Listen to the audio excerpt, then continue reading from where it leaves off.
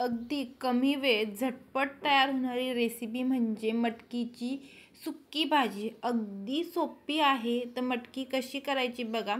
तर इथं मी ला मोड आणलेले आहे. एक दिवस भिजत ठेवून नंतर रात्री कापडामध्ये बांधून त्यांना मोड आणलेले आहे. ती स्वच्छ धुवून घ्यायची.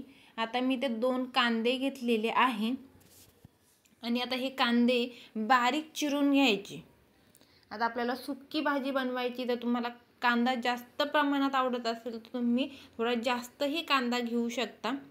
तर कांदा हा बारीक चिरून घ्यायचा आहे.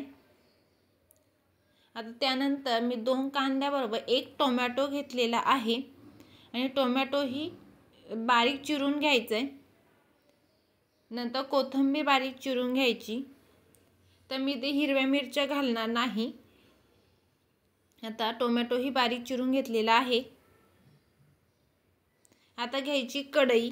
कढईमध्ये टाकायचं तेल. तेलात टाकायचे जिरे चांगले तडतडले की त्यात घालायची मोहरी छान तडतडली की त्यामध्ये घालायचा बारीक चिरलेला कांदा आणि कांदा हा थोडासा लालसर होईपर्यंत चांगला परतून घ्यायचा. आता कांदा छान परतला की आपली भाजी ही खूप छान होते. आणि नंतर कांदा थोडासा असा लालसर झाला की त्यामध्ये मग टोमॅटो घालायचा आणि टोमॅटो ही चांगला परतून घ्यायचा. आता त्यानंतर मसाल्यामध्ये घालायची हळद, नंतर लाल तिखट. आता जर तुम्ही जास्त झणझणीत खाणार असेल तर तुम्ही जास्त लाल तिखट टाकलं तरी चालेल. थोडासा गरम मसाला आणि बारीक चिरलेली कोथिंबीर घालायची.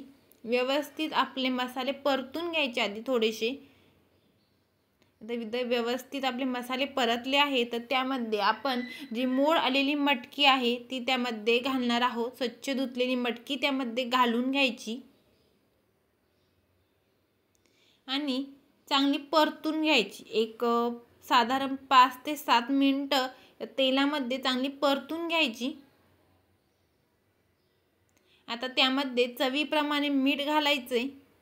वरून चवीप्रमाणे मीठ घालायचं. चांगलं परत मिक्स करून घ्यायचे आणि मटकीमध्ये शिजण्यासाठी 1 छोटा ग्लास भरून पाणी टाकायचे. मटकी पटकन शिजते त्यामुळे जास्त पाणी घालायची गरज पडत नाही. पाणी घालायचे, व्यवस्थित मिक्स करून घ्यायचे आणि झाकण ठेवून कमी गॅसवर एक 5 ते 10 मिनिटं आपली भाजी शिजायला ठेवायची. वरून कोथिंबीर घालायची आणि झाकण ठेवून आपली 5 ते 10 मिनिटं कमी गॅसवर भाजी शिजायला ठेवायची. इथं मस्त आपली मटकीची सुक्की भाजी तयार झालेली आहे.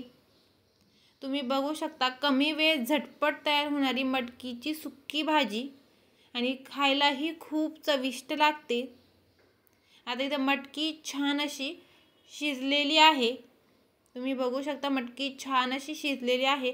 अशाच नवनवीन रेसिपीसाठी चॅनलला लाईक करा, शेअर करा आणि फॉलो करायला विसरू नका.